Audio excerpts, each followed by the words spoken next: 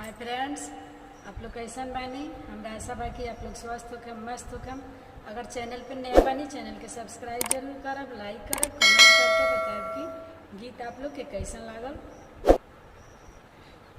कहाँ के पियर माटी, कहाँ के कुदार है, कहाँ के पियर माटी, कहाँ के कुदार है, कहाँ के सातो सुहागिन माटी कोड़े जासुए, कहाँ के सातो सुहागिन।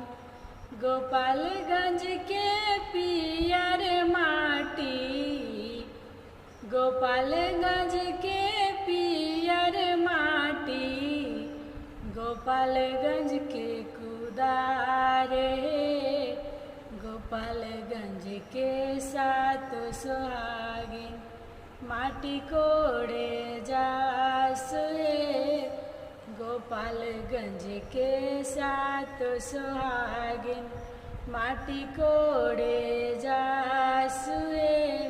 मटिया कोड़िया कोड़ी भरलो दौरिया है, से माटी चूल्हा सीजे कोहरत के भात है, से माटी चूल्हा सीजे कोहरत के भात है।